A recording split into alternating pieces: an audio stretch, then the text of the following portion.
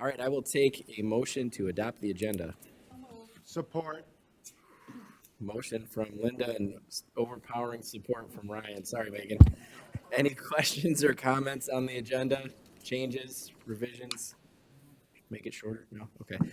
All in favor, say aye. Aye. All opposed? The agenda is adopted.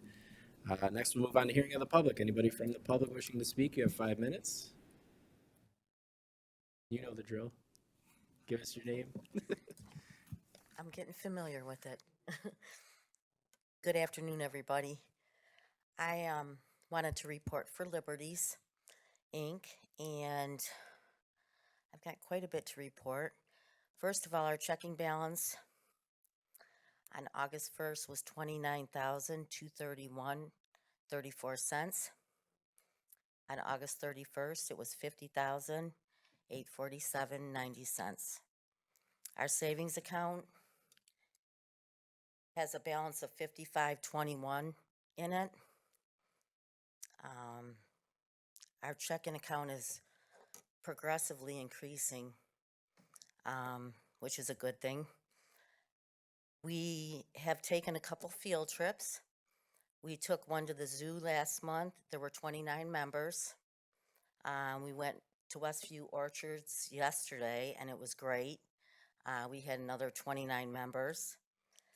We attended the health fair, which was awesome. I think that was a great way for everybody to come together. The speaker, I can't remember his name, Antonio, he was wonderful. We got 2 new board members. We got a president and a treasurer finally, so that's exciting. Brent was over at our office today at the South Branch setting up a computer and a printer, so thank you. He's going to go to North tomorrow and set that one up. We're now doing meditation. The board of director, the president, she volunteered to do meditation every Monday. So it's a good way for the members to start the week. And by the way, the computers, I think, will help a lot with resources and getting the people used to using MyStrength. I think it's real important. MyStrength is a great, great tool. We're back to doing haircuts, which is a great thing. And we're also going to start the WAVE program on October 3rd for the members in hopes that we get a few more members from that. We're looking into a new building. That's really exciting for me. We found something at 15 in Gratiot, and we're trying to mesh some figures together. Thanks to Bruce. He's a big help. At any rate, that's what we're looking at, and I'm hoping to present something eventually to the board on trying to get that building. As of right now, it looks like it would be hard at first, but we would end up saving approximately, I think it was 50,000. Yeah, we're looking at 50,000 after like a year. And yeah, it would be about a year and a half, Bruce. Yeah.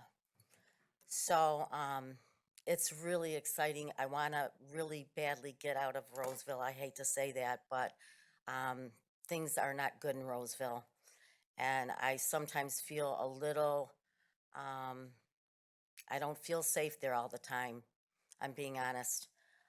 So I am really looking forward to moving forward and getting a new building. So, and that's all I have. Does anybody have any questions?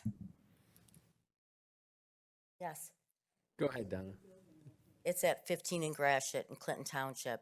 And we wanted something on the bus line, of course, for our members. And we wanted something in the center of Macomb County. And when I talked to the realtor, he said if you put an X on the center of Macomb County, it would be Clinton Township. So it's exciting, and it's a beautiful building. So I'm keeping my fingers crossed. Thanks, you guys. Thanks for the update. Appreciate it. Anyone else for public comment? I've heard there may be a few. Come on down. Hi, how are you? Good, how are you? Good, thanks. My name is Gail Turi. I was just hired last week. I started as the new chief of staff at Macomb County Community Mental Health. I had the ability, I seen clapping, yay! I was able to go to the Health and Wellness Fair and met Linda and Lori there as well. It was a great event. I come from Macomb Community College. I was there for the last 12 years in the provost overall, the academic learning and things like that. So I'm happy to be here and I'm thrilled and excited to be in the department. Awesome. Thank you. Welcome. Thank you. I'm sure Tracy is probably the most excited. Hello and good evening, everyone. My name is Tema Pefok, and I'm the new Chief Quality Officer. And I started last month, so I'm still fairly new as well. I came from another PHP, so I kind of have an idea what's going on here. I have had a good time so far, and I'm really excited. I look forward to working with each and every one of you. Thank you so much for having me. Awesome. Welcome. Good evening, everybody. My name is Ron Laschek. I am an assistant corporation counsel with the County of Macomb. My role is to specifically guide CMH in all of their legal matters and issues. So I've been an attorney for over 10 years. I did 2 years of private practice, and I came from the Macomb County Prosecutor's Office. So born and raised here. I love this county. I love what we do. I'm excited to really get in and help the community and Dave kind of push us in the direction that we need to be in. So thank you for having me, and it's been a pleasure so far. So. Welcome aboard. Please stick around for a while, would you? We'd like some consistency in your position. So far, 2 months. We'll take what we can get. Thank you all. Welcome. Anybody else under public comment wishing to speak? Anybody else? All right. We'll close the first hearing of the public. There is another one before the end of the meeting if you're still around for that. Next, we'll move on to item 5. Excuse me, Chair, Mr. Yes, Chair. sir. We forgot to read the mission Oh, we statement. did. So I think Ryan volunteered. Well, Ryan was going to do it anyway. That's right, yeah, all right. Ryan, Well, please all right. read the mission statement. Macomb County Community Mental Health, guided by the values, strengths, and informed choices of the people we serve, provides quality services which promote recovery, community participation, self-sufficiency, and independence. Thank you, Ryan. Thank We you. should have done that before the new staff came up so they knew what we were doing here. I'm just we stood kidding. for it, right. Just kidding. All right, now we'll move on to item 5. I will take a motion to approve the minutes of the regular meeting of the CMH Full Board held on Wednesday, August 23rd, 2023. Motion from Donna, support from Mark. Comments, questions on the minutes? All right, seeing none. All in favor, say aye. Aye. Aye. All opposed? The minutes are adopted. Next is item 6, approval of standing committee meeting minutes. We had no program and budget meeting, so there are no minutes to approve there. So we will move on to item 7. We'll start with 7A. I want to, before I get to Bruce, I want to thank all the board members. This is a massive packet. Our staff did get it out to us on Friday. I spent a chunk of my weekend looking it over and asking questions to Dave and Richard and Ken and Sandy, and they all answered me very quickly. So I appreciate you all for that with this massive packet as we go forward with the end of the fiscal year and the start of a new one. So thank you for that on a personal note. With that, we'll move on to item A, request to approve out-of-state travel for Bruce Dutton and 3 Crossroads Clubhouse members. I'll take a motion to approve. Support. Motion from Donna, support from Selena? No? Megan? But I think it was also. Man. Bruce, you want to come take over for me? Go ahead, Sounds Bruce. fun. It sounds fun. Go. Just an opportunity for Crossroads Clubhouse to go to the USA conference in October. And I'm actually going to turn it over to Angel, who's going to talk about the specifics about what we intend to bring back to our clubhouse. Okay, we are never done making, we are never done making our clubhouse better. The USA Conference provides us an opportunity to continue in making us better. Things like Clubhouse 101, the building blocks of what makes Clubhouse impactful. How to identify and access funding streams, a particular thing of mine. Reaching, engaging, and supporting the generation of young adults. How Clubhouse coalitions help us grow our impact. Research highlighting the efficacy of the Clubhouse model. How to leverage partnerships to strengthen our Clubhouse. Renewing our Clubhouse focus and employment. Empowering and engaging our board and advisory board. How to raise our collective voice to change the world of mental health. Plus networking, social, and engagement opportunities. I would like to request that I, another House member, and this guy over here, to go to Utah this year. So one of the challenges that I often throw out to our clubhouse members is that when we go to these conferences, that it is a working conference, meaning that not only do we go and we engage and we learn, but we also bring that information back to our clubhouse and make us better and stronger, as Angel had indicated. And so we're asking to be excused to go and participate in the USA conference that's in Salt Lake City, Utah. Thank you both. Any questions, comments from board members? Okay, all in favor, say aye. Aye. Aye. All opposed? Motion passes. Have fun in Utah. Next, we'll move on to item B. Take a motion to approve Section 236 transfer letter to Detroit Wayne Integrated Health Network in the amount of $500,000. This was approved by legal. Motion from Antoinette, support from Selena this time. Dave? I'm punting to Ken. Oh, Ken? So this, I think has come up in prior years. We, especially for fiscal '23, despite our best efforts and opening programs and all the things we've tried to do with GF, have a little bit left over at the end of the year.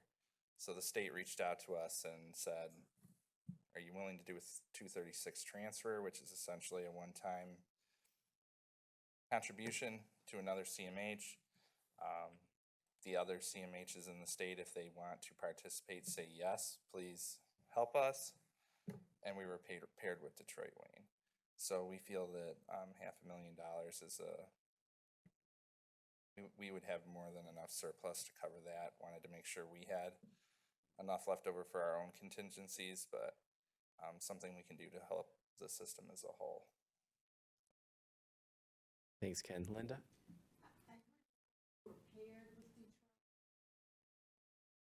Explain that. So they, Lansing? Yeah, so paired they us said, with Detroit Wayne? do you have excess money? We said, yeah, we have $500,000. And then, so all the other respondents from the state, and then they decide who gets paired with who. They suggested that, or that's the only person we can donate to? That's what was suggested, and I don't think of any particular reason why not to. They're kind of in our region and help them out if we can, but. Megan? I know that we've done this before. I remember it kind of happened probably around the time that Ryan and I were placed on the board, maybe a little bit afterwards, and we had talked about it. I don't know if you were with us, Ken, but I remember we had kind of like a group conversation in that, you know, I know at work, if I don't spend my budget, like next year my boss is going to be like, hey, you didn't need that $500,000. So I just always want to ask that question. I know that it seems like the budget is done by, you know, they review all of these different dollars and all of these different ways that you can spend these dollars and stuff. So I know that we were kind of reassured that that wouldn't be an issue in the future. I just want to ask the question again because I feel like I would not do good if I didn't ask it every time we do it. So No, I think that's a fair question. And, you know, this comes strictly out of our GF dollars. There was a 5-year titration down in GF dollars that started 5 years ago. So next year we're leveled off. And as far as we know, that $7.4 million that's in the budget is perpetual until something changes, right? So I don't foresee them taking that away from us. I do in future years, whether we do a 236 transfer or not, but expect to spend more GF with more folks coming on to spend down, falling off of Medicaid, those GF dollars start to be soaked up a little bit more. What the end of next year looks like, not sure, but I think this is a nice conservative estimate of what we can afford this year. Thanks, Megan. Dave? Through the chair. Ken, you touched on it, but just to clarify, so during the public health emergency, people did not come off Medicaid, and people with a Medicaid deductible or spend down didn't have to meet it. They were treated as full Medicaid. So we've been very creative in helping supporting our system, using our general funds, but we did still have a surplus this year. Going forward, people with spend down will be a priority for the use of those general fund dollars, and we're watching them closely going forward. But that accounts for some of the surplus we had this year. Thank you. Donna? I would say contributing. We're not, as a governmental entity, we cannot gift or donate. Okay, sorry. No. If we weren't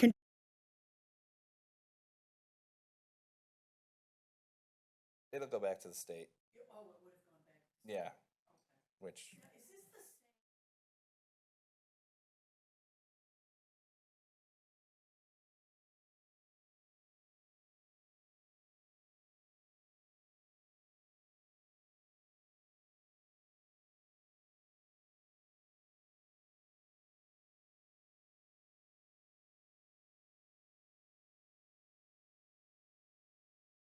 I think maybe, without knowing exactly what the details of that were, but yeah, some of them are overspent on GF, so they would effectively be dipping into their, yeah. Yeah. Right. Right.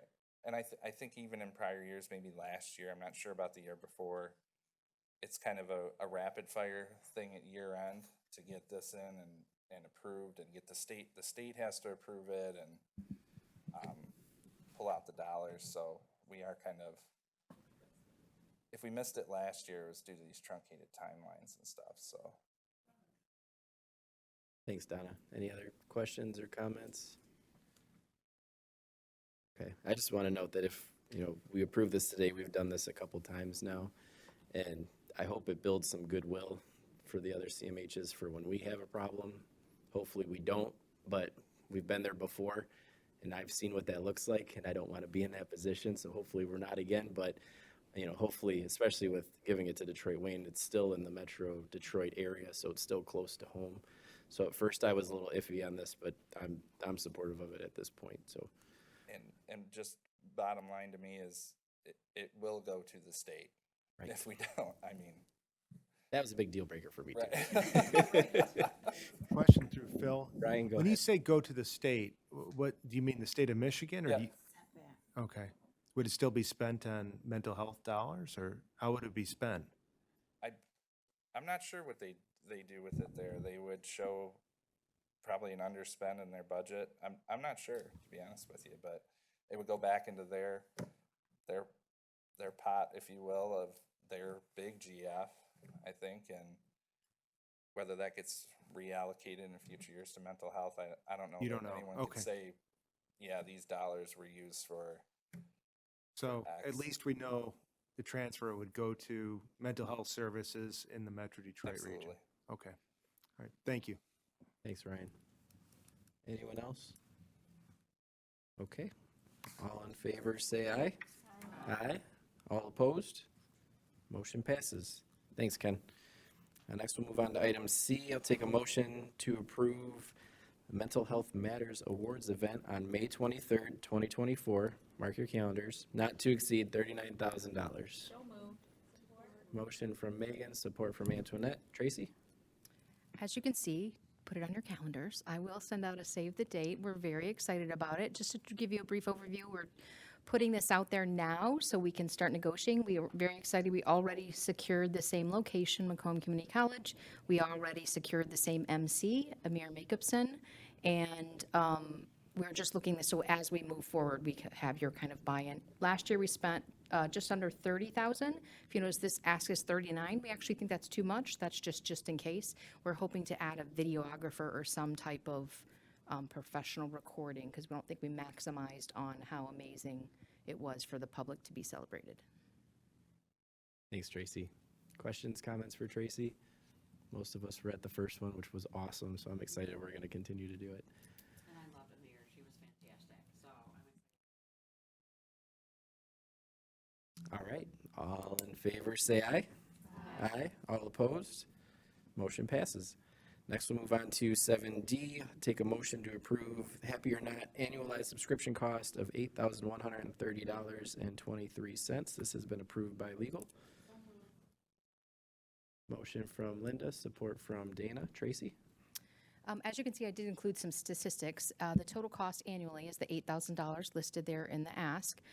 We feel this is a very large positive for a small cost. Just to explain for those of you who haven't seen it, it's an iPad, about the same thing as what you're looking at in front of you, but in the screen you'll see basically Happy or Not. So green face, light green face, pink face, red face. It's very user-friendly. You can actually pick a couple different languages. What's cool about it is there's an actual iPad in each one of our facilities, but also if you ever get an email from our staff, you'll see rate our services A or some comment like that. Someone can go online at any time and use one of those links. It's location-based, so if you notice when I gave you the stats, it would show by location kind of what people were happy with or not happy with. In summary, over the last 9 months, January 1st to September 1st, we had an overall happy index of 91.7. When I say the word happy index, that basically means people said green face, I'm happy, or light green face, I'm happy. And then of those, the highest feedback for why I was happy was treated with dignity and respect. And the negative, or what they call pain points, was the highest percentage, which was still low. It just said something else. They do have the ability to write in comments if I do want to give very specific feedback. We do review those, and this is also celebrated at our upcoming Trunk or Treat and award ceremony, and you'll see the results there. Thanks, Tracy. Mhm. Dave, you want to, I don't know, you're fidgeting? Okay. No, I'm getting ready. Next one. We're not there yet. I got to speak on happy, this I'm one. happy. Hit the green button. No, I think this is a great use of dollars. With all the statistics that you shared with us is fantastic. And I may have skewed them a little bit in the admin building because every time I'm there, I hit a smiley face. But it's I like it because it's simple. It's the input is simple, the output is simple, and it's relatively inexpensive. So, any other board members have questions, comments? Okay, seeing none, all in favor say aye. Aye. All opposed? Motion passes.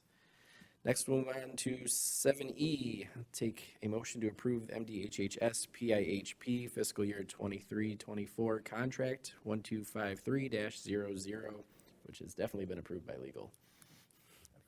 so moved. Support.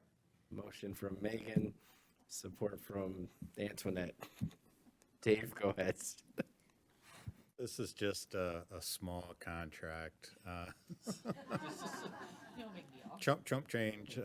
Estimated contract value is the $314,779,550. This is our projected Medicaid funds for next fiscal year. There's ongoing contract negotiation meetings between the PIHPs. There's a contract negotiation group. I am part of that. I do attend. Ron is starting to experience the joy and wonder of attending those meetings. But I say that to let you know that there is involvement in the creation of this to a large degree. There have been some more recent items presented as non-negotiables. There was an addition of some OIG, or Office of Inspector General, which is it's new to us. It'll create some additional administrative work on our side to meet those. It's compliance. It's important, but those were added kind of near the end of this and things. So it's, I'm recommending approval, of course. This is our primary source of funding. And we continue to work, and I meet with folks from the department on a regular basis. So happy to answer any questions. And I just want to thank Dave for providing the red line version.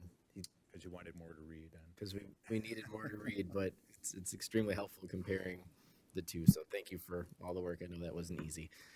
Any questions on this contract for Dave? All right. All in favor signify by saying aye. Aye. All opposed? Motion passes. Next, we'll move on to 7F, Revised Express Jefferson Wells Agreement. I'll take a motion to approve. This was also approved by legal. Motion from Linda, support from Lori. Who's going to speak? Dave, is this? I will. Okay. The board previously approved this agreement from Jefferson Wells, which is a special project under the compliance side.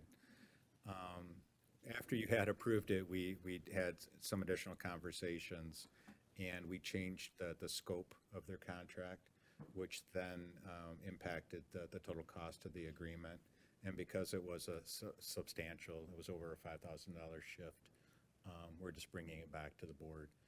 But this is for a special targeted audit on our compliance side to make sure that we've covered all of our bases there. Thanks, Dave. Any questions or comments? Linda? I was recently at a conference where one of the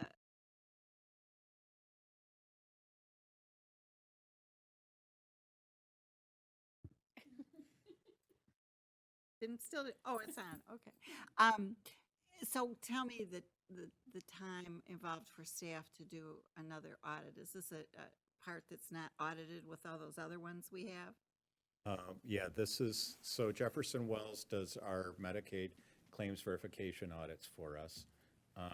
They just had exit conferences for our substance use services, and then yesterday, just yesterday, we had the exit for the behavioral health services as well. So then probably in a month or so, we'll have an exit conference on this focused, targeted audit as well. So on our staff time, it's setting the scope, giving them the parameters, and then there's follow-up activities associated with their audits, but they're doing the bulk of the work. For this special project, it is a 100% claims audit of a particular provider for a little over a year. Thanks, Linda. Any other questions or comments? Okay, seeing none, all in favor say aye. Aye. All opposed? Motion passes. Next, we'll move on to 7G. I'll take a motion to approve CSUG's COVID-19 Substance Use and Gambling Services fiscal year 2024. This has also been approved by legal. Motion from Donna, support from Lori. Helen, go ahead. Hi, good evening. So we've got a bunch of substance use grants seeking approval tonight.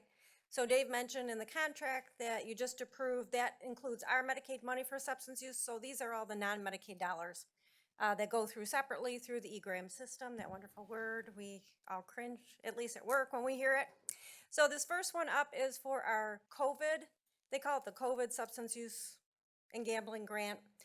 It's really COVID money that runs through March 14th of next year, so it's not a full year. It's almost a half year worth of money just based on when that grant started 2 years ago.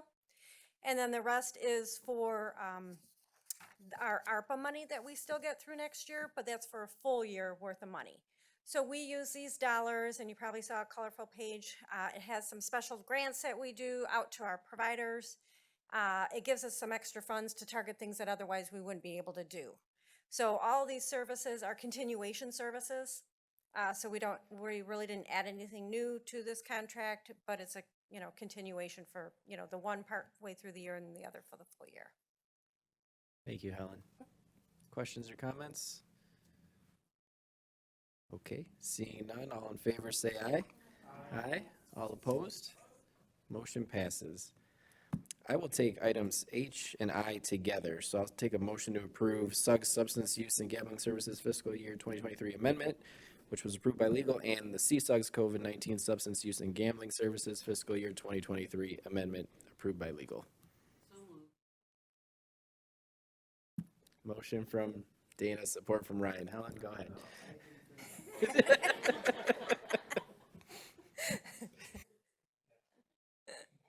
Antoinette. So both of these are for our current fiscal year. So when we get our original budget, like the one we just did for next year, we go through several revisions throughout the year. Sometimes it's because we've requested a change in how we allocate our funds.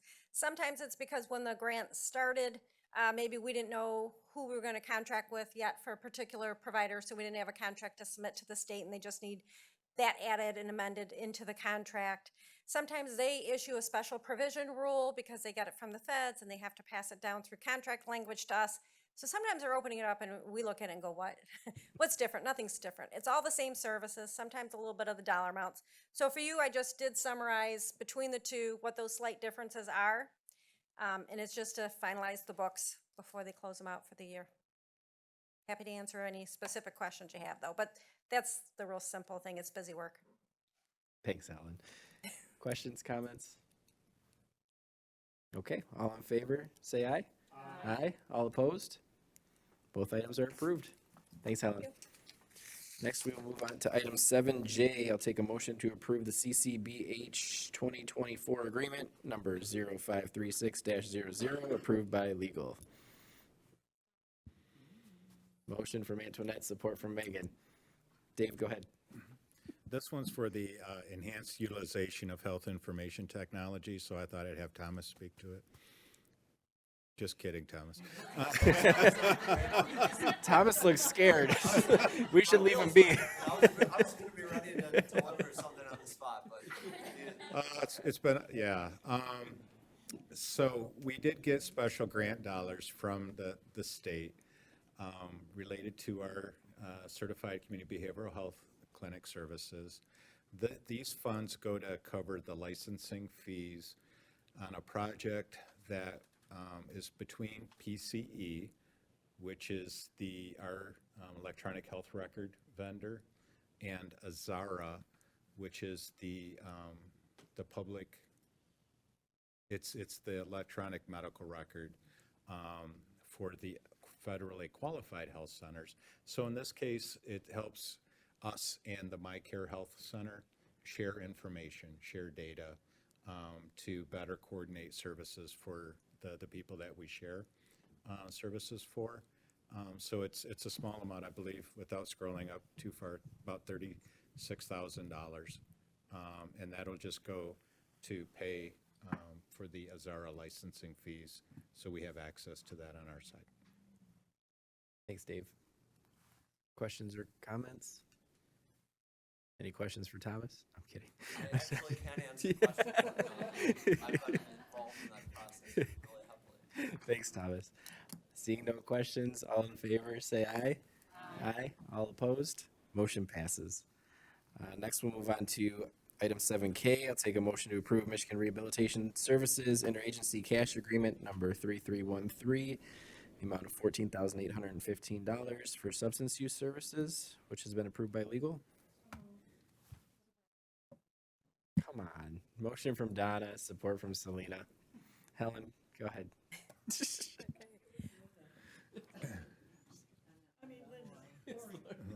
think they tied. Go ahead, Helen. Okay, so for several years now, we've been able to do a cash match agreement with Michigan Rehabilitation Services, which is really great because we give a little bit of money, they get to pull down a lot more money and use it towards some really good services. So we haven't had a need lately, but in the past we used to meet each year and say, okay, what do we want this year? What do we need to focus on? So we kind of have fine-tuned it over the years. So they use our funds and they contract with Care of Southeastern Michigan, who provides some job skill coaching specific to people in substance use recovery. So it might be things, that just some of the skills that they didn't have or, they haven't had in place for so long because of their use. And so it really takes it through that lens of, okay, now that you're new to recovery, what do you need to do to get back into the workforce? And so it's been a really great asset for helping some of the members that, we serve get back into work. And one of the areas that we really ask them to focus on is our clients who are on medication-assisted treatment for opiate use disorders, because there was so much stigma with that population and being able, oh, can they go to work? They're going to get tested. They're going to test for opiates. No, they're not going to test for opiates. It's, a very different test. And so there's a lot of educating within their own workers. So over the years, it's kind of really helped us, kind of reduce some of the stigma within MRS itself and gain that understanding these individuals can go back to work. They're very employable once they're stable, and then to give them that assistance to do that. Thank you, Helen. Questions? Mark, go ahead. I thought you might. Okay. Anybody else? Okay. All in favor, say aye. Aye. Aye. All opposed? Motion passes with Mark abstaining. Next, we'll move on to item 7L. I'll take a motion to approve Michigan Rehabilitation Services Interagency Cash Agreement number 336 in the amount of $497,629.63 for Macomb CMH. This has been approved by legal. Motion from Dana, support from Lori. Okay. Dave, go ahead. Clarification, I think here it is. It's in the board action request. So actually, we are contributing $134,360 is our contribution. In exchange, MRS will contribute $363,000 and change for a total of that $497,000. So I intentionally let Helen go first. It's the identical. These are annual renewed agreements between us and MRS. We do get status reports and reports about the outcomes, number of people served, and things like that. So it's just part of our partnership with MRS. And as you can see by the dollar amounts, we do get a lot of benefit, return on investment for these dollars. Question through the chair. Ryan, go ahead. Dave, is there some kind of multiplier effect that what Helen was talking about with this as well? Yeah, it's the interagency cash transfer agreement. So like for Helen's, we're contributing $4,000. MRS is contributing $10,815. So the total on the substance use side is the $14,815. When we contribute the 134 and change, we end up getting almost $500,000 to help serve people that we share with MRS in need of employment services. Excellent. Thank you. Thank you. Thanks, Ryan. Any other comments or questions? Okay. Like that return. Seeing none, all in favor say aye. Aye. Aye. All opposed? Motion passes. All right, we're on page 2. I'll take a motion. We're on to item M. Take a motion to approve wow. A motion to approve issuing an RFP for additional substance use outpatient, women's specialty residential and withdrawal management and opioid treatment services. Motion from Donna, support from Selena. Hi, Helen. Go ahead. Again. So, yep, as you can see, we're looking to add to our panel. We've got some really great providers now. Some of the areas that we're really hurting in, though, are outpatient services. Getting those timely appointments has been quite a struggle ever since the pandemic hit. Our programs just can't seem to get enough and retain enough staff to meet our demand. So we thought opening up a RFP again, hopefully we can get on, another provider or two at least, so that we can, serve more people and get more timely services out there. For the women with pregnant women and young children services, we had a contract with 2 different providers so that we had a choice. One of those providers, so the Evangeline program in Detroit, they're going to be stopping their program. And so now we're down to just one provider, Clearview through Sacred Heart. Great provider, but again, we need more than one because at times they do hit capacity. So that's why we want to open up another RFP, get at least another provider on board. If more apply, great, but, at least seek out one more additional provider because it's a very limited service where you can, bring your children with you to care. So we definitely need to have that available. And then, of course, with our opioid issues going on in the county, it's always great to have more choices, more options and locations for anybody who need medication-assisted treatment. So with that, we'd be opening it up for an opioid treatment program to come on board, but also opening it up for any more opioid health home partners that we might be able to bring on board. Just again, trying to, meet that need and serve more people. Thanks, Helen. Any questions? Donna, go ahead. This is for a residential homes too? The one for the women, it's a residential treatment facility. Okay. So not housing.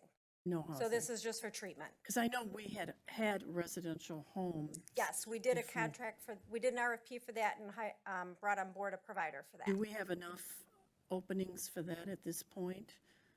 That project is still getting up and running, so Okay. we'll see where that goes. If Okay. there would be more need, we would, Bring that again, back. issue it then. Okay, thank you.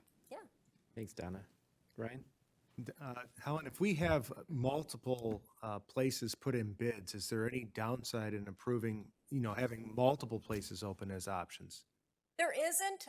When it comes to our Medicaid dollars, we just serve as many as we need to serve. Our Medicaid dollars have been, pretty good, especially for substance use. We're not at risk of losing.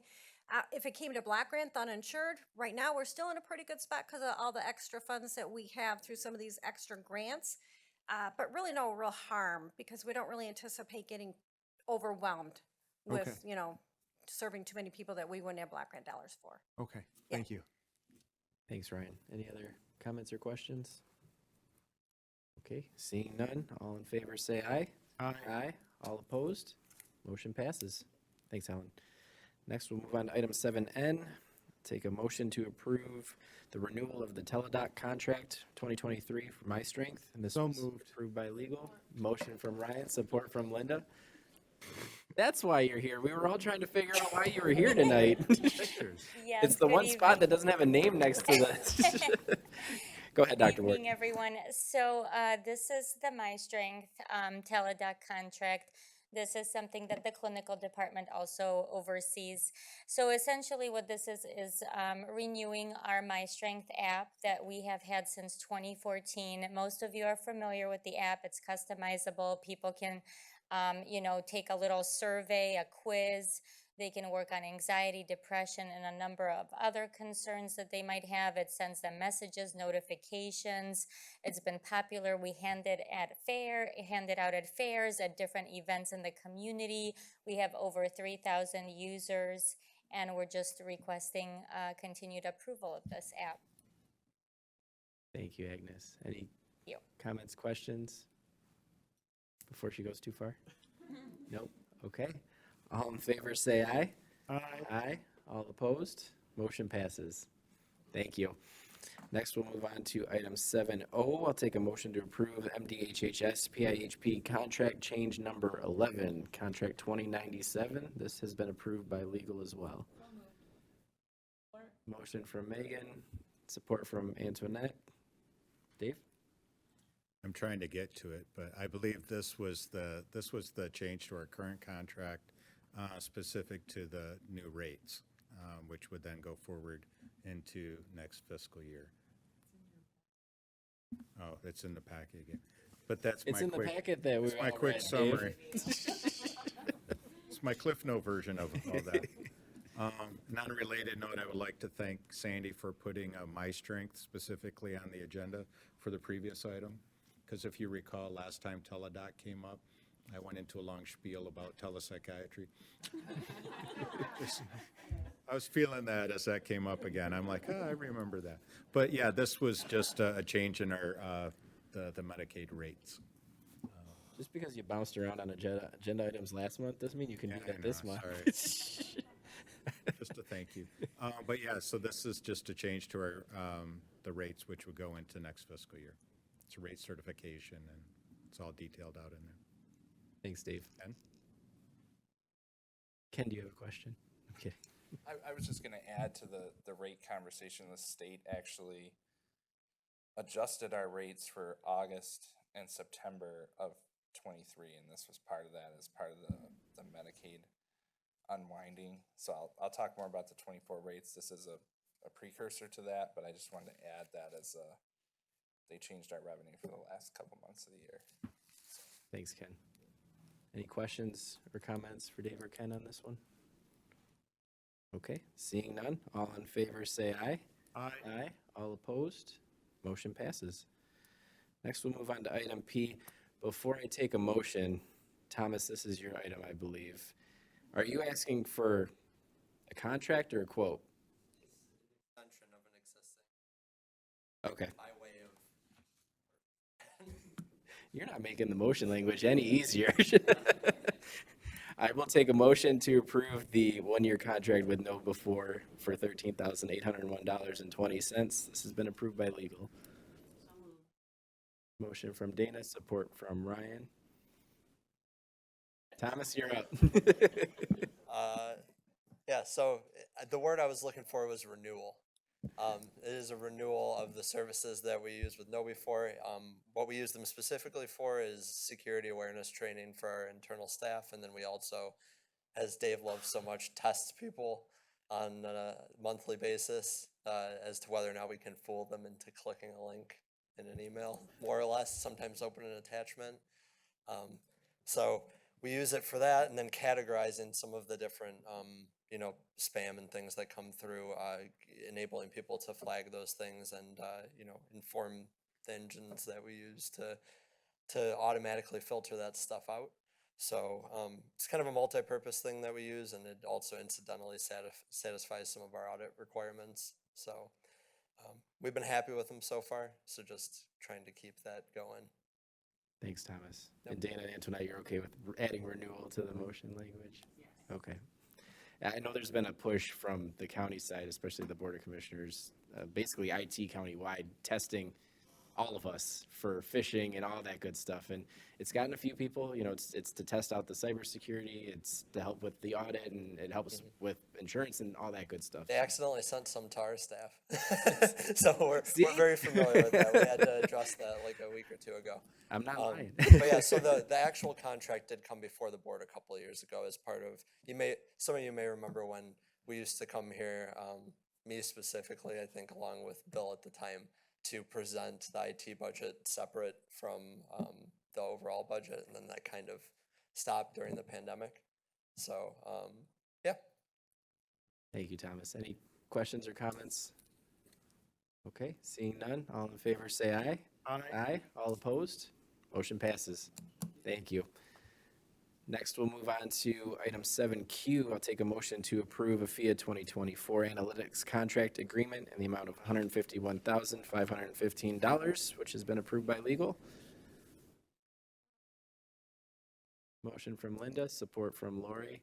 Hi, Rachel. Hi, Go ahead. good evening, everyone. First, I want to say thank you for you guys' hard work with my position being county, especially Tracy and Dave. And I'm happy to say as of the 18th, I'm now a county employee. So thank you guys so much for that. And then I'm going to ask for some money, of course, right after, right? So this is a contract renewal for FIA, which is our data warehouse and analytics. This is to help us become more, not just data aware, but data driven. From the previous contract we have, with the work we've done, we've reduced it by 13,000. We will still need more programmer time because we still need the data pulled from the focus system, our EMR, into the warehouse. As we continue with NCQA licensing, we still need them to be licensed so that we can continue getting the data that's appropriate for us to get our licensing. That's just a Cliff Note version. I think I'll be in front of you guys in a few weeks to present more about data, so I'll leave the details for then. Thank you. Any questions or comments? See, piece of cake. All in favor, say aye. Aye. Aye. All opposed? Motion passes. All right, next we'll move on to item 7R. I'll take a motion to approve the contract with Lumen Pediatric Therapy. Support. Motion from Donna, support from Selena. Who wants to speak on It this was Ryan. item? That's okay. I heard, I heard you both. Dave, you want to speak to this?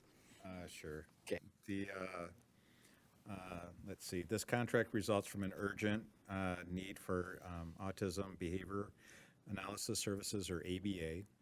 Lumen Pediatric has been approved for credentialing as of August 5th.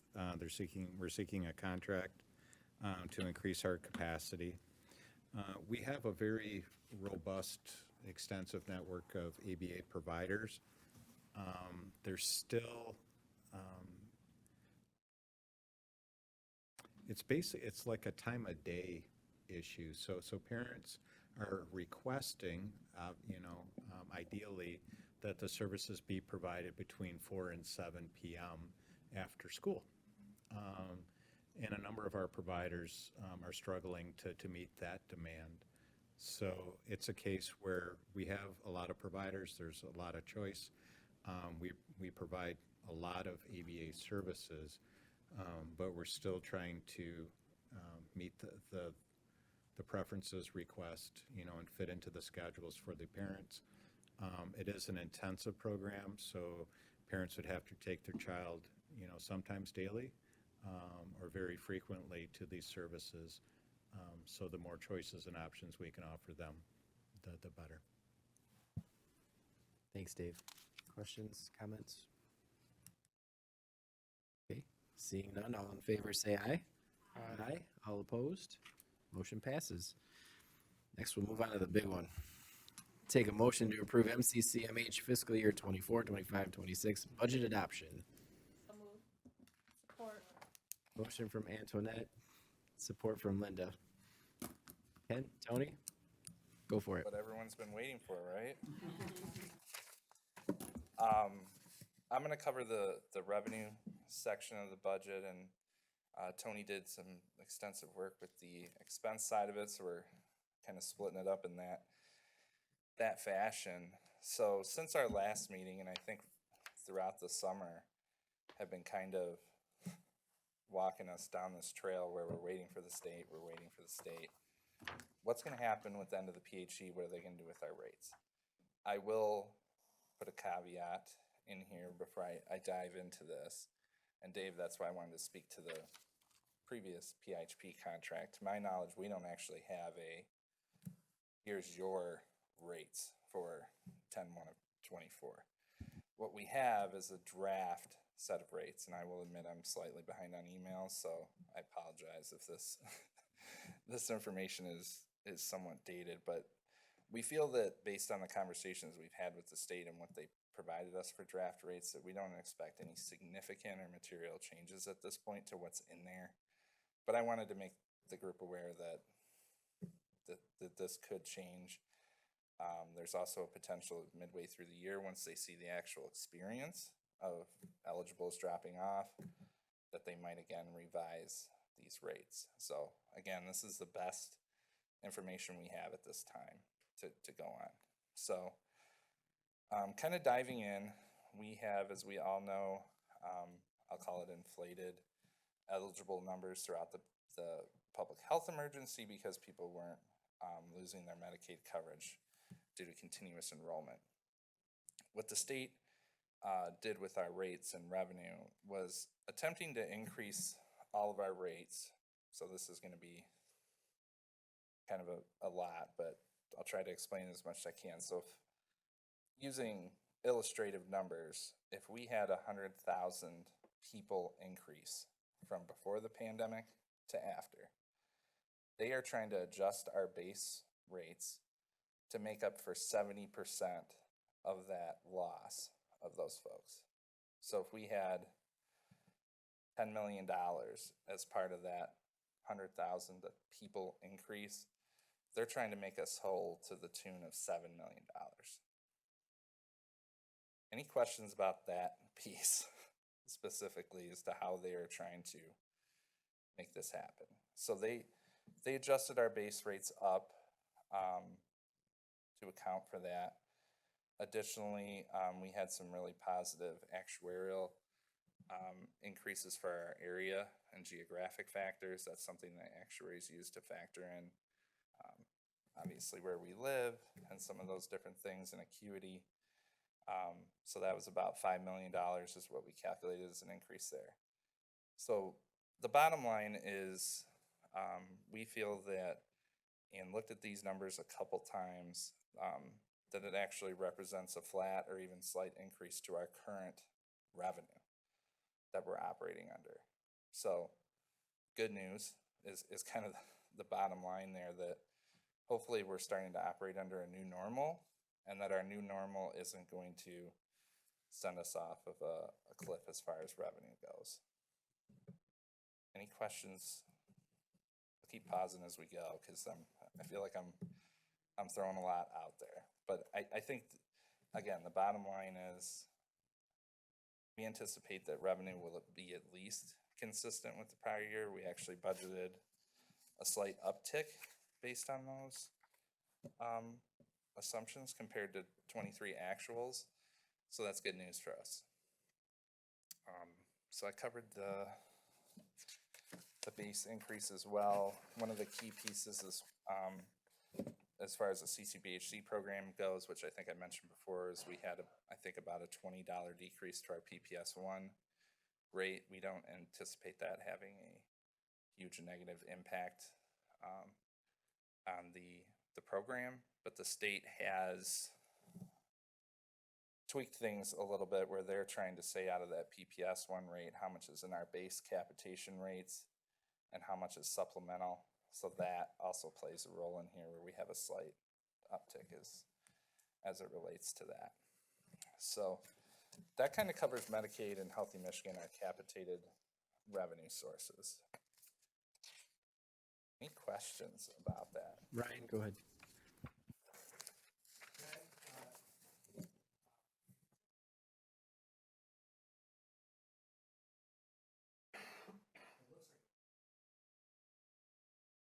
Right. You are in the right spot. So when a column that retrospectively I probably should have put in here was our 23 actuals projected. Rather than original. Okay. Rather than original. So when you look at the 23 original, this was this time last year we were talking about this. We've since had a fairly large DCW increase, the $2.35 an hour, and some other increases from the state that we didn't have in this original budget. Direct care workers. So the 23 original budget is actually considerably less than what we actually received because of that. Now, because our spending wasn't any higher than that, we didn't feel an amendment was necessary to adjust revenue. But that's what happened there. No. It was more. So. Okay, so it's more that, we're not gonna see a 50. No. So. We're also, even though we're not gonna see a decrease.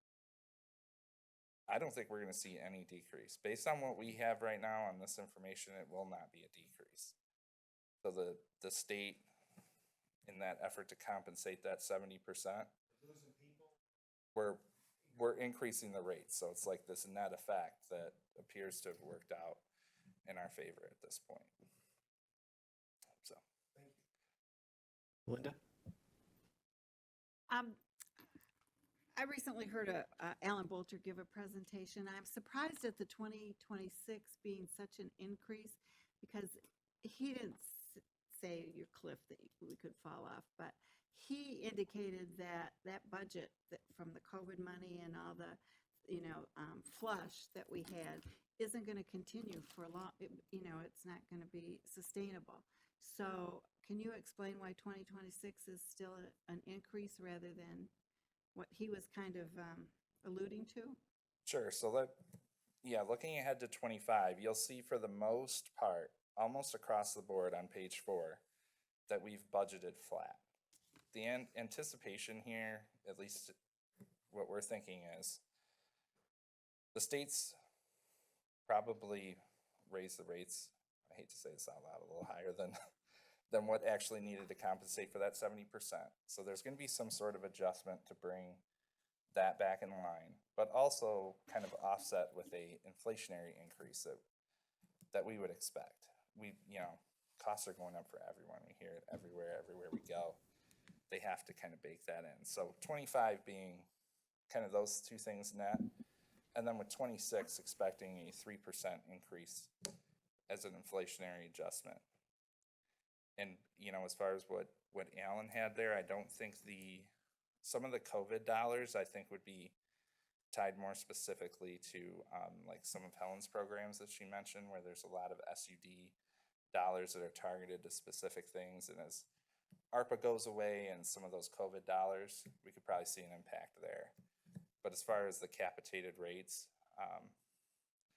looking into the crystal ball, this is, I think, the best that we have right now. Yes, thanks. Okay. Mhm. Okay, so on page 4, I'll kind of dive into some of our other revenue streams. Obviously, our capitated revenue is, as Dave mentioned, a significant portion of our funding. You'll see a decrease in the My Health Link program.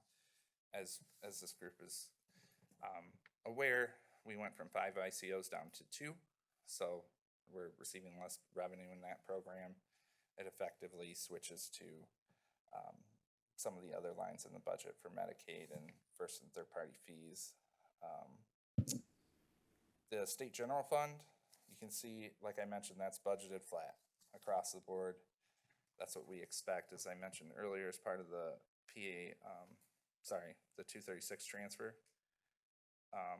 Grant revenues are up. Again, this page 4 represents all funds, so this includes mental health and SUD, and there's an uptick in the SUD funds as Helen had mentioned. Performance-based incentives, budgeted that fairly flat without knowing there's some work being done as to what that might look like going forward. Our group home revenue is, we hold the leases on many of our group homes, and this is recorded as a revenue. It's basically a reduction to provider checks to cover that expense payment that they should be covering as part of their cost of service. So it actually nets down below with the group home expense, where those two will equal the lease payments and what we expect to pull back. And then other revenues is donations and contributions and other assorted things that aren't terribly significant, but that's the revenue section. Ken, before you jump ahead, the county appropriation line in 2023 is higher and then it flattens out. Does that have to do with COVID dollars? Sorry, that on the all funds page, so the Yeah. county appropriation is going to be flat. Right. And we've communicated that to the county finance folks, but it also on this page includes PA2 dollars, which those fluctuate, and as some may have heard, the state has refigured that calculation to what goes to the county, and I think we get 40% instead of 50% now. So that represents that Got change it. there. Thank you. Any other questions? Okay, keep on going. Tap Tony in. All right. So Ken had the more complicated part, the revenue. So the way we approached expenses going into the next year is, I'll just call them like our operating expenses. We met with all of our departments, looked at our current year baseline, and then we worked with each of the department managers to look at expenses for next year. And those would be maybe the smaller items, supplies and things that are directly related to the department. So we worked through that process with each of the department leaders and rolled that forward accordingly. And the big assumptions really come then into labor and then our contract services. So there are a couple of assumptions built into the expense budget based on the revenue projections that we just talked about. These are highlighted in the narrative on page 3. So the first is around labor expense. So the way we've projected our payroll is we are fully allocating for the position, all of the positions that the county has approved. So we have what they call a manning table, which accounts for all of the approved positions. Most of those filled, some of those are vacant, but the assumption going into this budget is that all those positions are filled and we're compensating them at the top of the range. So it's a fully loaded expense in the budget for those positions. And then we've also included the 6% increase that's projected for each of the county employees beginning January 1st. That is also in this budget for labor.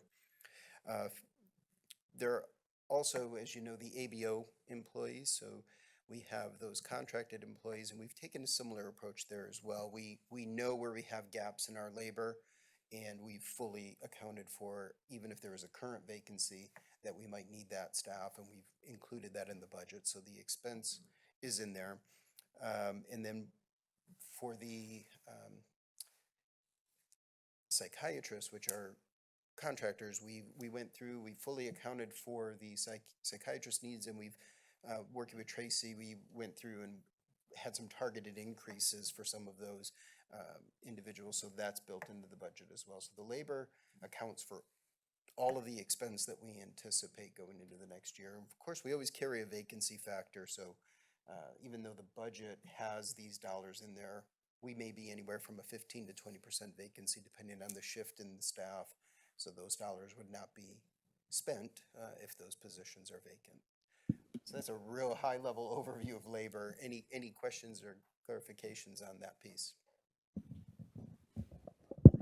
Are those expenses already set forth in a contract? Are they already done negotiating, or are those anticipated? You're talking specific to the labor, independent yes. contractors? Yes. I'm going to make an assumption, but I'll let Tracy. Yes, That's the done. union contracts were already, they were at 3%, and that was finalized. It was a closed, actually, agreement. They were not open back up, but just the additional 3%, AKA the 6% Tony is referencing. And our union that we work with, AFSCME, has signed. Okay, thank you. And it's awaiting Board of Commissioners approval, because we have not approved our budget yet Okay. as well. So we've just been hearing about the increase as well. So it's almost not final until that happens as well, so. Okay. All right, then obviously the most significant spend is around our provider network. And there are several things that went into coming up with the budget. The first thing was we took advantage this year of implementing a standardized rate model. So Ken did the heavy lift here, but with others to look at all of our contract rates and to standardize those. So the work or the result of that work is included in this budget, where some of those reimbursement codes may have gone up, some may have gone down. So the net of all that is represented in the budget. But the real output there is to get to more standardized rates, more consistency on how we're funding our providers. So that is included in the budget. In addition, the budget includes the direct care worker raise. So that would have been 85 cents plus the 12%. So that 96 cents is included in this budget, anticipating that that's going to be approved by the state. And then we are working on some communication on how we're going to have oversight over that to ensure that the providers are paying that, because it's really a pass-through to the providers.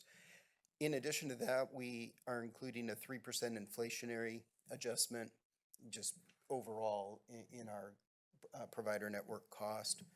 And in addition to that, we're anticipating a couple other things, and that would be some increases for the hospital. So we have a $25 per diem increase for hospital rates embedded in that. So those are the big assumptions that were built into the provider expenses. Any questions or clarifications on that? Ken, you want to add?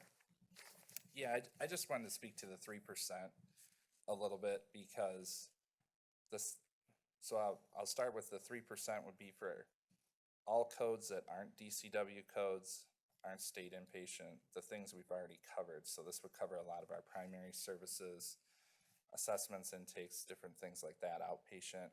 So it's not 3% across the board. We're doing some other work on residential rates that wouldn't be impacted. Things like CLS and skill building are DCW, so they're receiving their own separate increase as part of that. But I just wanted to clarify that for the group and others as well, of how that was built. Thanks, Ken. Okay, and the final thing I was going to highlight is just for the other expenses that are not captured in the labor or not captured in the provider network, we applied a 3% inflation factor just to account for anticipated increase in costs. So at a real high level, those are expense assumptions. Any questions? And anything else to add? not in particular to expense, but as I mentioned earlier, you know, thinking that this is kind of our new normal, if I can use that catchphrase that we hear out there. But the goal here is to budget net zero, where we spend every dollar we have, fully fund savings, fully fund ISF, and give zero back to the state. It's a very difficult task, but that is our goal. You know, in the pandemic, we didn't know where revenue was going to go. We feel like we have a better idea now. So trying to, you know, some of the things we're doing here to try to support our providers and bring that number up. So we're on that, where we're not having such large lapses to the state every year. We appreciate that. We've been working on that for years. Well, thank you both. I had asked a question over the weekend and Richard had answered, because as I'm going down the table, you know, we'll say for next year, you know, it says we're at a loss of 4.3 million, and then all of a sudden underneath it, there's a $4.3 million amount, and then there's zero. So we're even. So I asked where that came from, because I must have missed the whole investment income portion of it. But so we're not pulling from our ISF, we're not pulling from our reserves, we're pulling from the investment income, which is balancing us out for that. Can you touch on the investment income piece a little bit? Sure. So, yeah, and I apologize for not covering that in my initial, like you mentioned, it's way down at the bottom because of the way governmental financial statements are presented. So I could just move it up. I mean, this isn't an audited financial statement, but anyway. Anyway, the investment income, as we all know, we have these enormous lapses that are due to the state for, I think we just settled 18, 19. So we've got 2-3 years there. It's $130 million. We have that sitting there and earning interest. That's why this number has grown so considerably. We've worked with the Treasurer's Office on investing this as aggressively as we can under the law in the state of Michigan. Some of that investment is in our ISF, so it's specific to that, and some of it is local dollars that we have there, and it flows through that way. So kind of a stop loss on anything that we might overspend. We do have that investment income available to us as well. Like I said, spending what we have coming in and not giving anything back to the state if we don't have to. Thanks for the explanation, Ken. Ryan?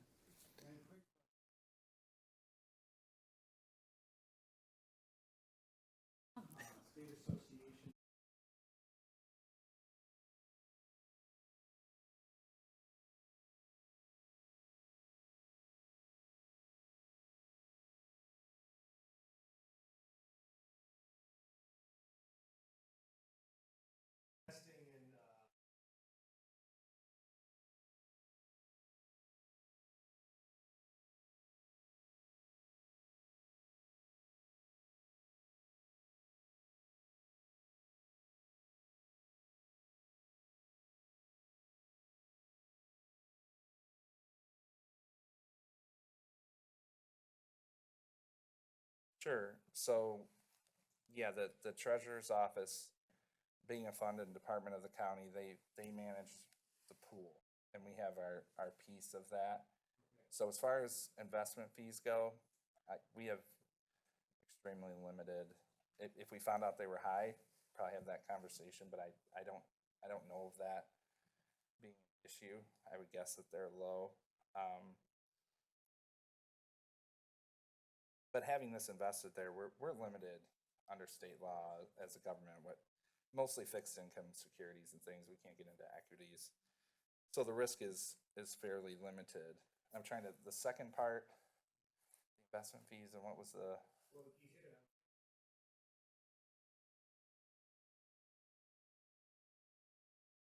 Right.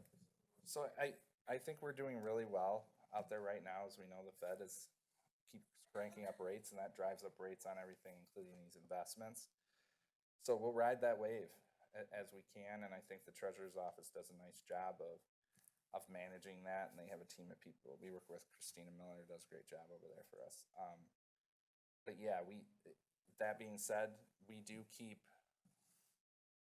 have 40 million, Oh, no, operating between 40 and 50. So that's not only for operating cash flow purposes, but we, in an effort to, if we had to, the state could technically come in tomorrow and say, we need $130 million.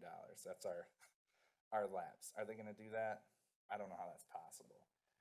But they could come in and say, I think it would be fiscal 1920, you owe us this money in 30 days, I think they have to give us. So we do keep a certain amount on hand in case we have to cut that check. If we have our investments in those 45 or 60-day vehicles, unwinding those is difficult. So we have kind of hedged our bet on that, and it is an unchecking account, not earning that much interest. But the bulk of our dollars, over $100 million, is in the investment pool and earning a decent amount of interest.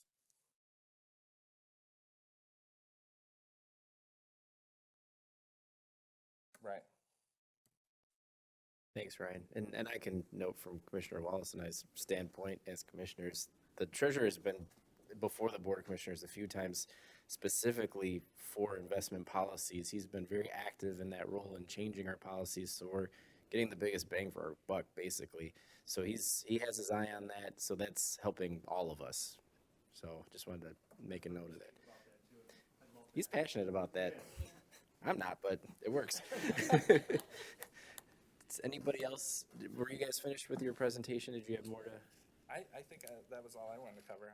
Okay, I'll take some questions if board members have any. Donna?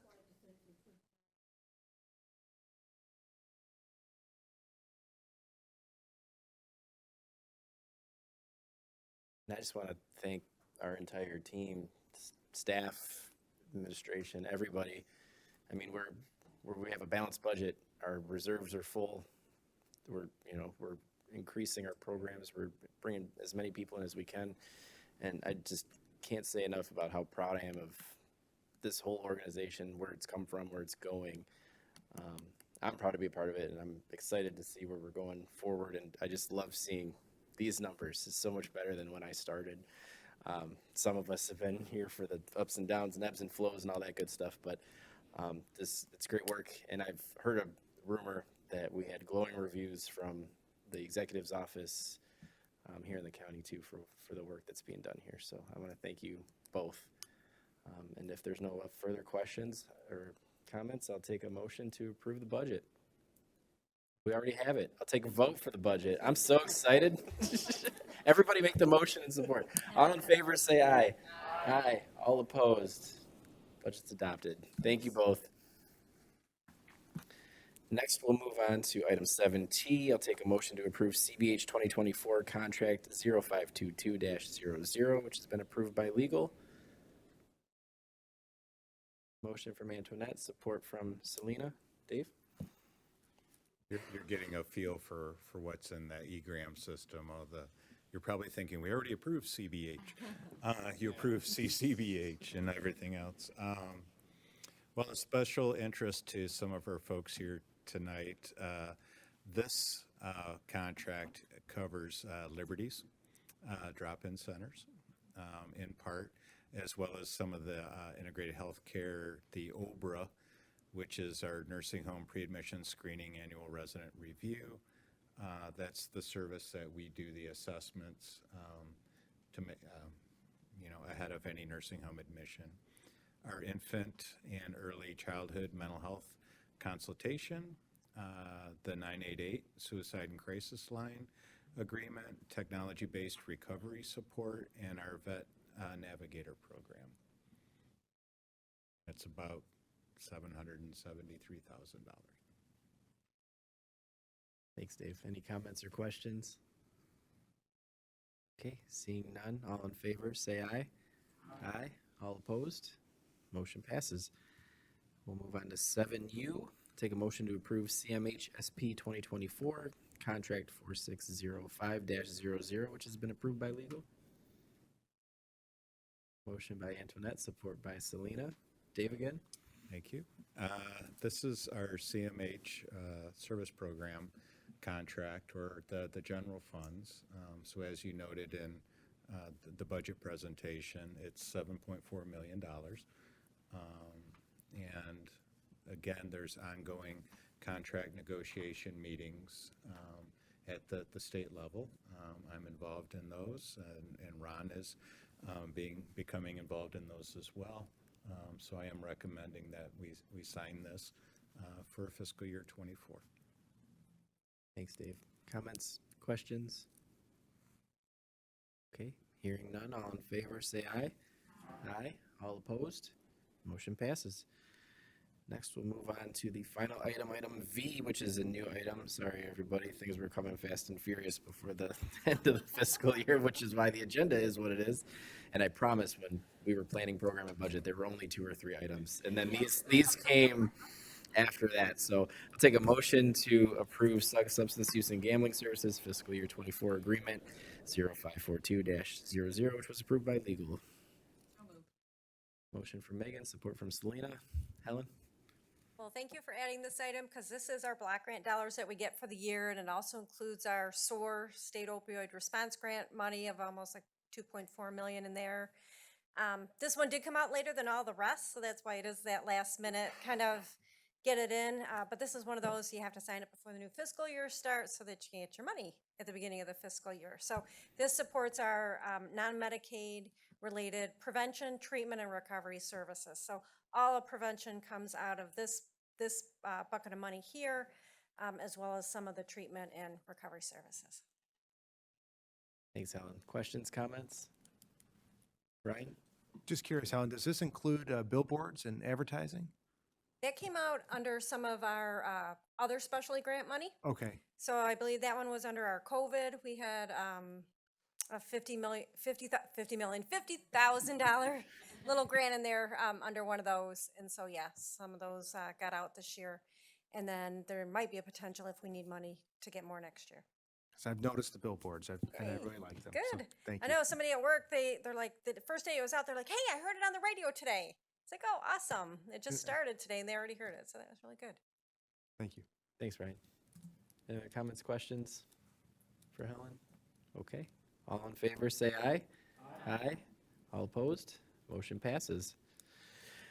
All right, we'll move on to item 8, receive and file. Take a motion to receive and file. Item A, marketing campaigns, SUD recovery and suicide prevention. I don't know why Helen ran off. Is that yours?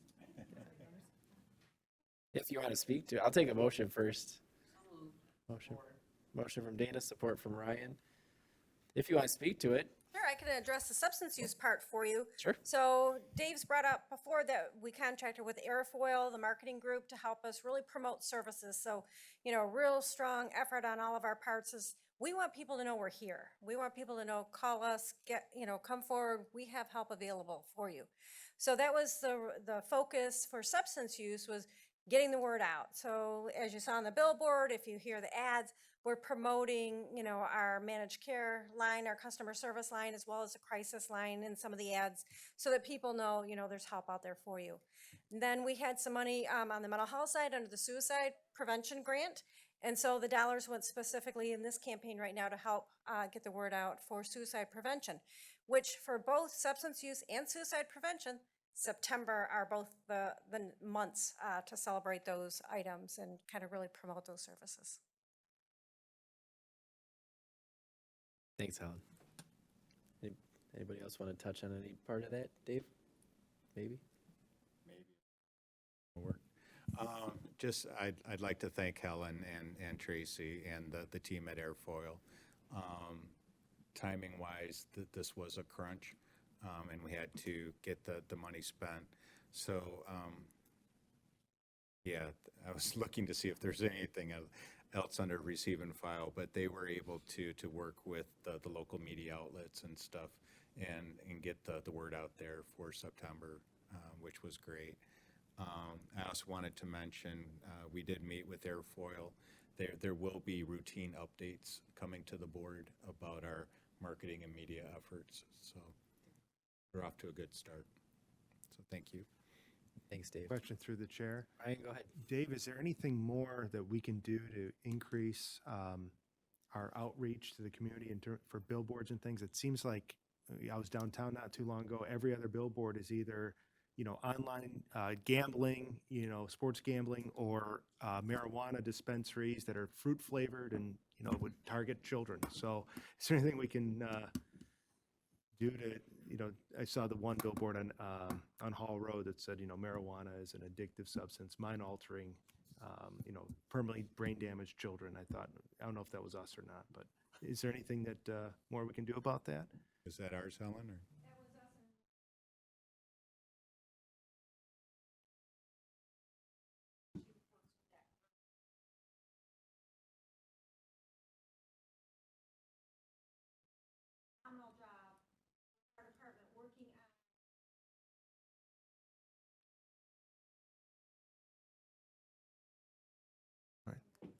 Awesome. Thank you. But we are working with Airfoil. We will have a marketing plan.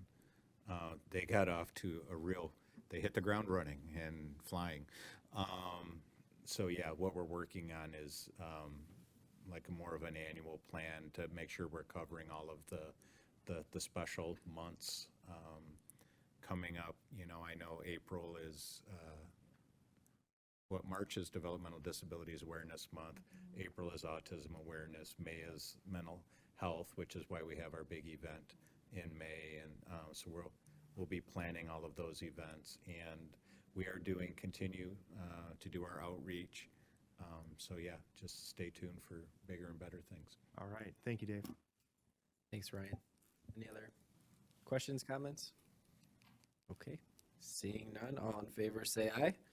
Aye. All opposed? Motion passes. Next, I'd like to take items B, C, and D together. We've got Health Management Associates, LLC HMA Amendment Number 2, CMHSP 2023 Amendment Number 2, and CBH 2023 Amendment Number 3. All have been approved by legal, and I'll take a motion to receive and file those items. Come on. Linda and Megan. Dave, go ahead. Thank you. Correct me if I'm wrong, anybody. The Health Management Associates Amendment was for the completion of our DEI survey, which was, we're off to a great start. With that, we will be building from those results and doing an annual plan, and we will be looking forward to repeating that next year as well. So they did our needs assessment, so this is an amendment to that to do the DEI work for us. Oh, the other ones, I'll steal from Helen since she's done such a great job presenting tonight. Those are busy work. Those are 2023 end of the year amendments to those agreements that had to get in quickly under that deadline. So that's why they're being put forward as receive and file. Any questions or comments? Okay. All in favor, say aye. Aye. All opposed? Those items are received and filed. Next, we'll move on to item 8E. Take a motion to receive and file National Disability Employment Awareness Month Proclamation. So moved. Support. Motion from Dana, support from Lori. Dave? Thank you. We received notice from one of our newer providers, Services to Enhance Potential, or STEP, for shorthand. The month of October is National Disability Employment Awareness Month. So they want to take the opportunity to share success stories and the achievements of the people we serve and who continue to make significant progress in competitive employment. We want to take time to highlight and share the roles of each of our business and community partners for the roles they play in those successes. So we want to help bring awareness to this month-long celebration. The actual proclamation. Would you like me to read it into the file, or do we? That's not necessary. Thank you. The actual proclamation, we will highlight it maybe on our website so that it's available to everybody. It's a one page, but it goes into some more detail about the importance of Disability Awareness Month. So thank you, board members. Thanks, Dave. Comments, questions? Okay, seeing none, all in favor, say aye. Aye. All opposed? Motion passes. Next, we'll move on to item 9, resolutions. We have none. Item 10 are the voucher listings. I'll take a motion to pay the bills. I think that was Selena and Ryan. How'd I do? Yeah? Okay. I was sure about that one. It's this. All right. All in favor, say aye. Aye. All opposed? All right, the bills will be paid. Next, we'll move on to the management report. We'll start with the CFO update because we can't get enough of Ken tonight. We're just happy he's here. Oh, I'm happy to be here as well. We had our third son last week, so thank you. If I'm less sharp than usual, I apologize. We're low on sleep, so I will start diving in.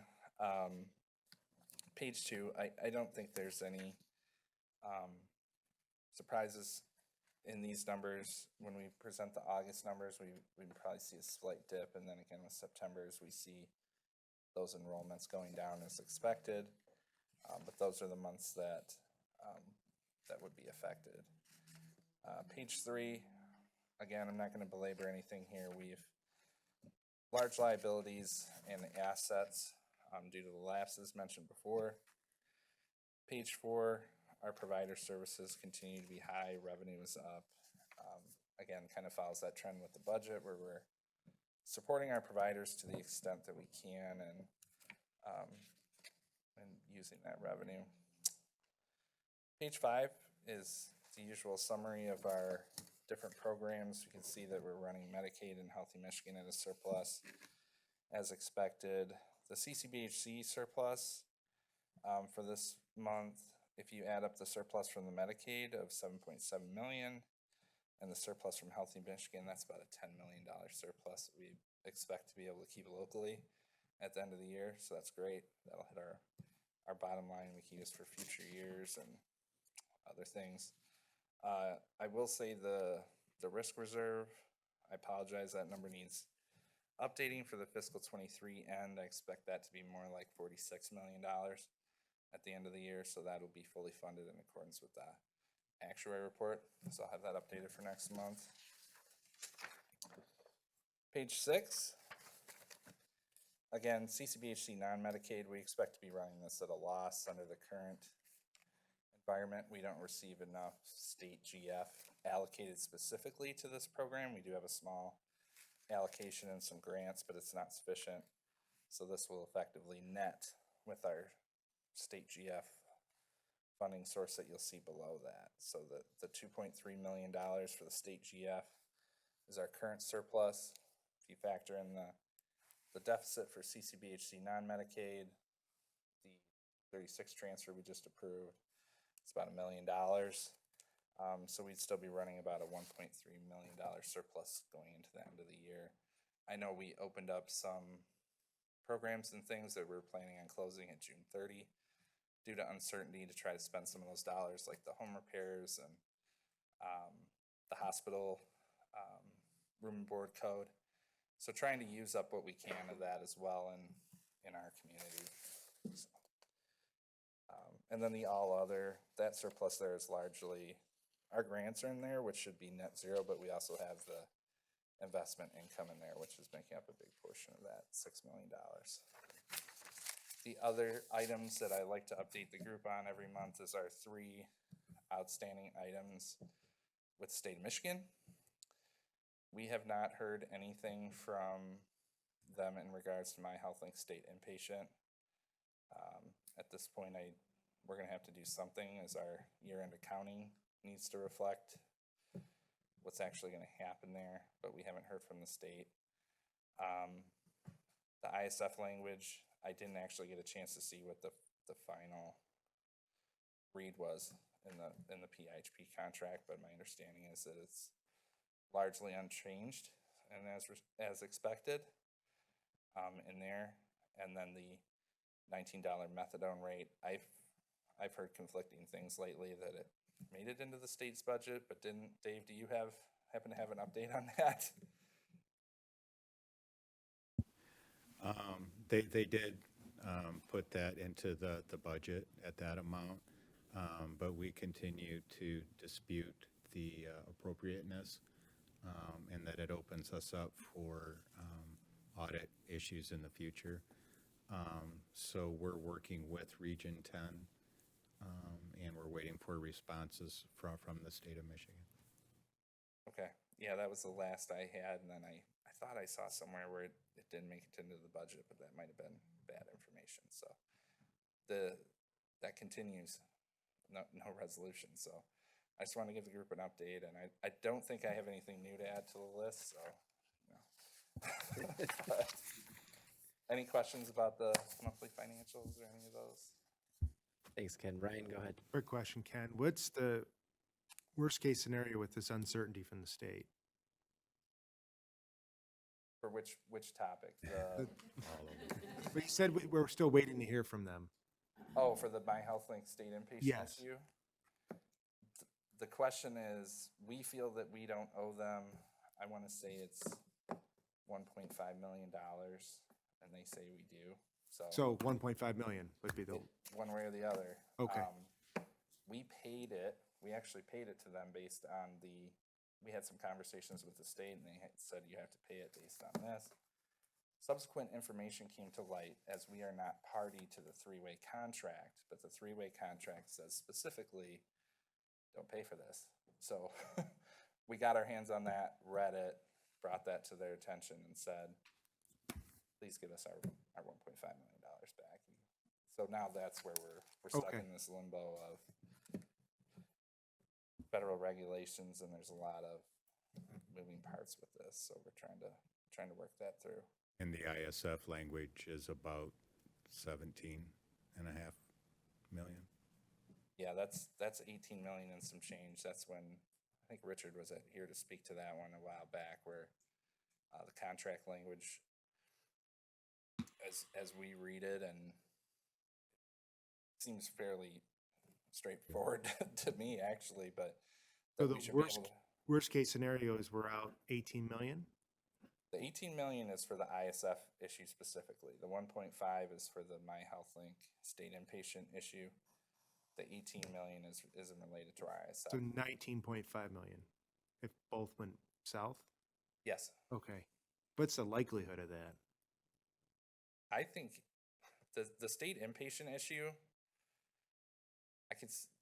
like I said, there's contracts out there that we may or may not have based on with the ICO, the feds, and the state, how they've interpreted that. We contract with the ICOs.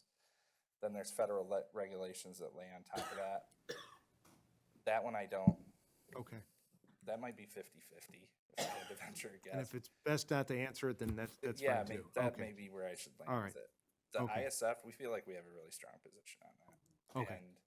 And that's the big one. That's the big one. I mean, at least as it pertains to fiscal 22, which is when we really started this and we added it into our ISF and those final numbers, we feel the contract is pretty black and white as it pertains to that. We received the ISF analysis from the actuaries. They said you could put this up to this, and we did. They tinkered with it in 23, and then going into 24, I think they tried to revamp it, but I think we're still in the same spot, at least for 22. So I feel good about the position we're in there for that. Thank you. Thank you. Thanks, Ryan. Anyone else with questions for Ken? All right. Thank you. Thanks. Next, we'll move on to the CEO update. You guys are all a tough act to follow after all this information. I was able to get my report out the end of the day yesterday. I would just like to mention that I'm using MailChimp now to send that out, and it allows me to see who has opened it and read it. I just thought I would just mention that kind of in passing, you know. So I'd like to open those statistics and sit. At future board meetings, I'll be reading off who has actually read my report. It's a no judgment zone up here, really. The conflict-free I have assessment, so there's a typo there. It's access and planning. The state's still working on that. They held some public forums. It didn't go so well. What I'm hearing now is basically rumor that there's kind of a pause and a reset going on right now. The point there is that we'll continue to track that area closely and provide updates. The Medicaid rate setting, Ken hasn't seen it because he's just been on vacation, just relaxing and enjoying himself. Was that the updated rates came out on Monday from Milliman. So when you get back, you'll have that waiting in your email box too. I touch on the medication-assisted treatment as that is an open and ongoing issue. Let's see, Ken and Tony will be doing a repeat presentation of our budget in front of the Board of Commissioners on October 11th at 3 p.m. The Crisis Stabilization Unit, I was in Lansing last week. We are part of the state's pilot in the area. We're doing very well in our planning. TBD Solutions is consulting with us in that area. We're working on workflows, policies, procedures. So I had a lot of good information when I was at the state meeting about our projected size, number of people served in a year. So we are looking at physical locations other than the Juvenile Justice Center to get us started. And we are, it was the site and I don't know, I had another update on that one, but I'll come back around to it, I guess. So that area is going well.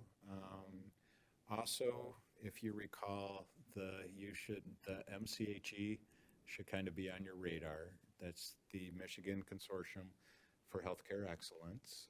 I'm your representative on that board. There's 9 of the 10 PIHPs. We do have an agreement with TBD Solutions to look at our data between the PIHPs and how best to use that to help tell our story to various stakeholders. We also have an agreement with Wakely, which is another actuary firm, and they're working with us on the rate setting meetings with Milliman. So now we have another support on our side going forward. Raymond's going to be working with us on a short-term project related to procurement, policies, procedures, checks and balances. Tony touched on our expenses and things. We're big. We got a lot of activities going on, and we're just trying to do some house cleaning internally to make sure we're doing everything appropriately. So we'll have an update for the board at the end of that. Engagement Center. I met with Helen earlier today. We're actively looking for a location for that program, as we are for the drop-in center for our veterans. I introduced you to Gail Turry, who introduced herself today. Tema, you were in the previous report, so I did not forget anybody.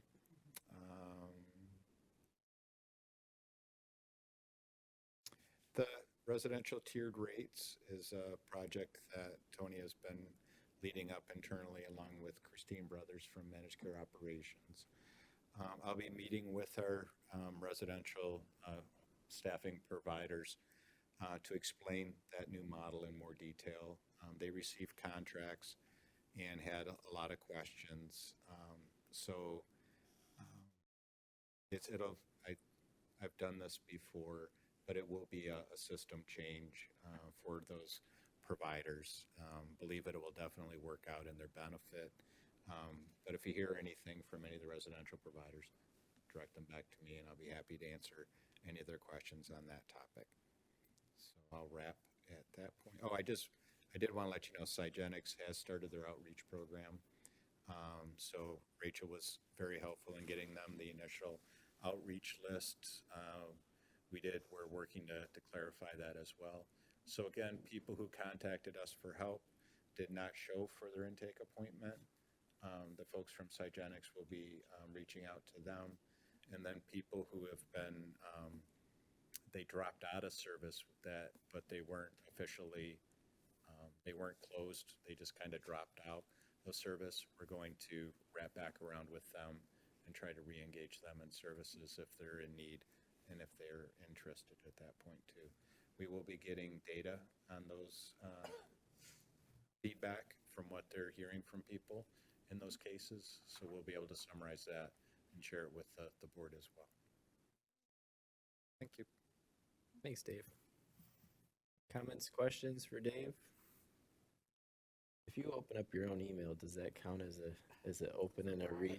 Can you pump your numbers, your own numbers? No, I can't because it goes by senders. It tells me who specifically opened it. And then I'm going to get better, and there'll be links in there, and it'll track who actually goes to read the detail within there as well. We are a data-driven. We're moving forward in those areas, so I just wanted to share that we're using data. Thank you, Dave. Surveillance. That's Big brother, however you want to call it. Thank you, Thomas, and IT. All right, with that, we'll move on to other possible agenda items. A few reminders. We will be having program and budget on Wednesday, October 11th at 6 p.m. here. We will need to have it. I think Ryan's getting rusty on his chairmanship duties. We will be having a recipient rights advisory committee meeting on Thursday, October 19th at 8 a.m. at the administration building. And then full board will be back here Wednesday, October 25th at 6 p.m. Are there any board members that have anything else to add tonight? I want to say happy birthday to Mark first. Well, Happy birthday, Mark.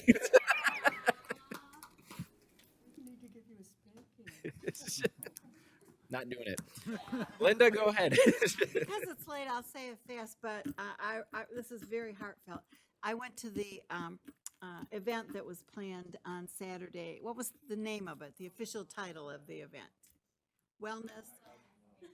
And I know, having had jobs like yours, not as important as yours, but I know that was in addition to your jobs. All the planning and everything that went into that was just, nights and lunch and breaks and so forth. And so it was so well done. It was had a big impact, I would imagine. A lot of partners and a lot of community people there, and a lot of events for people to partake in and get information. And so I just really thank all the staff involved.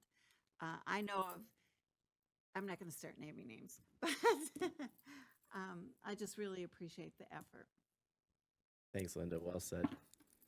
Any other? Mark? Yeah, I just want to let everybody know that this year, every year for 23 years, there's been a recovery celebration called Michigan Celebrate Recovery Walk and Rally. And we hosted it in Macomb County this year on September 9th at Freedom Hill. And a guesstimate, I would say 1,000 people showed up. It was really good time. And yeah, the health and wellness fair was a great success. I was there Saturday. And people were impressed that Helen brought the vendors something to eat for lunch. She took care of all the vendors, so thank you, Helen. Thanks, Mark. Lori, go ahead. Yeah, and I went to the Health and Wellness Fair, and I was so thankful that they allowed me to participate and even volunteer with everything. I was amazed. It was just amazing to put something together so quickly and so organized. Agnes, Tracy, everybody, you guys, you deserve a star, and you deserve to get away with no clicking on one of Dave's mails to be caught. Okay? No, it was phenomenal. It was so impressive, so impressive. Thanks, Lori. Anyone else? Okay, with that, we'll move on to hearing of the public. Anybody wishing to speak? Oh, Bruce, are you going to come talk about the thing that I forgot about where we ran into each other halfway across the state? Yeah, just My name is Bruce. I'm the director of Crossroads Clubhouse. I just wanted to say thank you to our administration for allowing Crossroads Clubhouse to take the lead on the Walk a Mile event for September 13th. Phil is absolutely correct. He had an opportunity to come and meet with all of our folks that went to that event. There was 41 of us that went over to Lansing to listen to the conversations on the tour bus on the way there and on the way back, and meeting with our state representatives and watching people network. There was thousands of people there. I threw out a challenge to Tracy the other day at the Health and Wellness Fair that I would really love to see someone from our administration go along with us on the tour bus, because that's where all the magic happens. And so just a great event, and for less than $4,000 that we spent on that event, it's the takeaways you'll remember forever. Secondarily to that, I just want to remind everybody that we're having our 30-year anniversary on October 4th. I've brought some reminder flyers. I'll stick them over here in the corner for you to pick up on your way out. We have a food truck that's coming this year. And the cool thing about the food truck is that 10% of all the sales are coming back to Crossroads Clubhouse, which is a really awesome thing. We have our Take a Bake pies that'll be available there. We have 50-50 raffle. It's not really a raffle, it's sharing the wealth, which I'm matching everything that is being donated into Clubhouse for the Share the Wealth. We have another raffle that's happening there. So we're inviting people to come.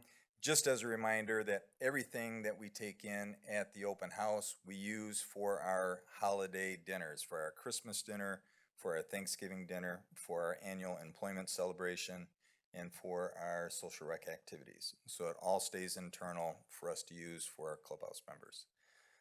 So remember that, October 4th, 2 to 6. We'd love to have you. Thank you. Thank you, Bruce. Donna? I'm going to break the rules here and let Donna go. Mr. Work. I just wanted to let you know that Bruce is a television star. He just appeared on Warren TV a few weeks ago with Joan Flynn and did a great appearance for Crossroads Clubhouse. So I just wanted to let everybody know that. Thanks, Donna. Anyone else from the public? Can I be public? Sure. Yeah, there's was so much going on. Agnes, I don't know if you want to make any comments about the health fair, but yeah, Agnes was very much point on that. But before you go on to that, we were at the NAMI Walk in Detroit. There's a number of other community events coming up. We do have a really good, solid core group of our staff who volunteer and participate. The Walk a Mile is such a great event, and I can't thank Bruce enough for all of that. There's just been, it's been a blitz. There's been a lot of activity, but it really speaks to our teamwork that we're able to pull together and get those things accomplished. The board member involvement at those events is very much appreciated, so that you guys see what we're doing firsthand and our reception in the community and things like that. So I will do an amendment to the email that I sent with the same tracking information on it. That will highlight some of all of the events that we've done in September and are planning for October. But thank you, Agnes. Yeah, Agnes was very much the Health and Wellness Fair was, she took point on that. Thank you, Dave. And thank you so much to all of you for the wonderful support. Mark, Lori, Linda, for being there, for giving us your time. We really appreciate it. This really started out with some funds we had in our grant, and it was for suicide awareness. And then it sort of spiraled. We started this in January, and it kind of just morphed into what it was. And I really just couldn't believe how wonderful this all turned out. I mean, I'm like, gosh, I want to come to this kind of fair. I mean, we had everything. And it was such a joint effort. It was such a group effort with all of our partners and also with the MISD because they, and just people who contributed food, our sponsors. It was just amazing. And we had a person, Christine was doing clicks. Christine from Managed Care, she had like a clicker where anybody who came in, she clicked. So we counted 290 clicks just through the front door, but people were coming in through the back door. So we can safely say there could have been close to 500 people who came to the fair. And it was just a great community effort. I've heard from providers. They actually said, I can't believe this is your first year. This looked so organized. The volunteers were amazing. Just everybody just really brought their, full energy, full game on. And we couldn't be more pleased. And we're hoping to recreate this again in the coming year, hopefully. So thank you again for all the support. Thanks, Agnes. Anyone else from the public or the board? Come on, Bruce. Come on up. Come on. Come on. I know, it's really, really nice, but, there's been so many great things that are happening with Macomb County Community Mental Health because you allow us to do our job. So thank you for allowing us to do what we're supposed to be doing. So I appreciate it. Thank you, Bruce. That was nice. All right, anybody else? Anybody but Bruce. All right, I will take a motion to adjourn. All in favor? We are adjourned. Thank you, everybody, for hanging with us tonight. Appreciate your patience.